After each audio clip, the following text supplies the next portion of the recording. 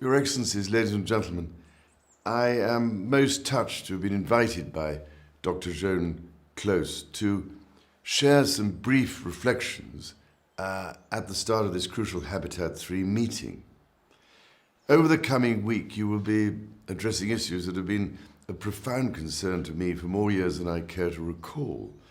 and my only regret is that I cannot be with you in person. If I may say so, you meet at a truly pivotal moment, with the international community having resolved to implement the Sustainable Development Goals and Paris Climate Agreement,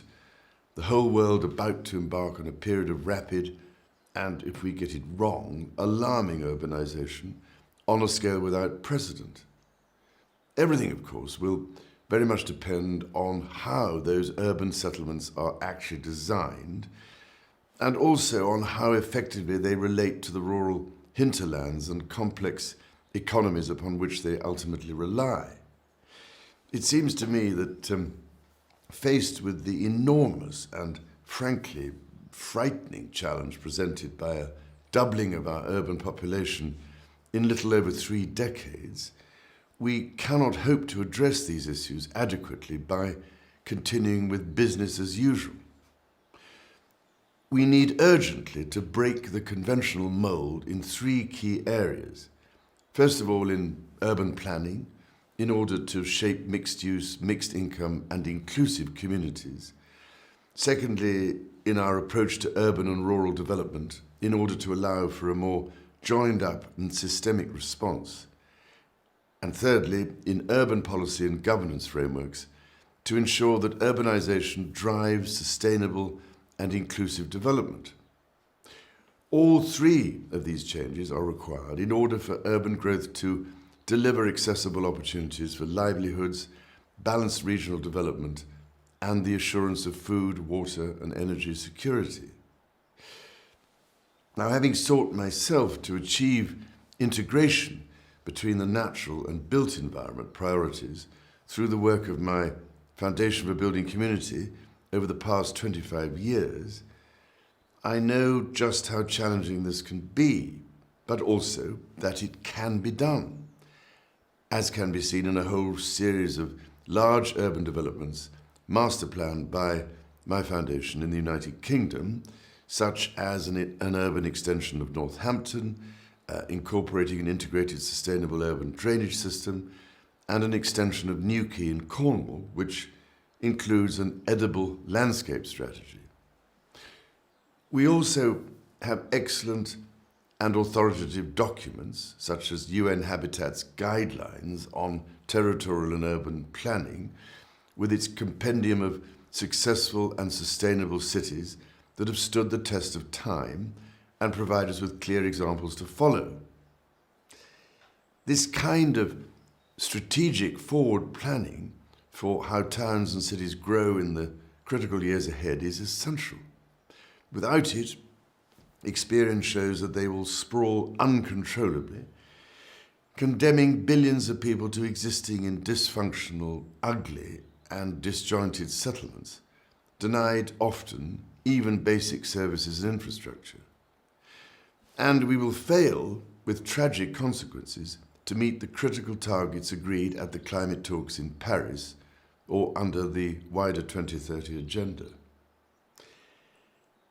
Government at all levels bears a heavy responsibility for planning how to accommodate projected urban growth sustainably and appropriately.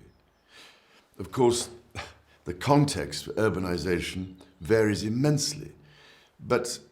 there are clearly certain key universal principles that can and must guide the rapid development and adoption of simple, enforceable urban framework plans or urban codes.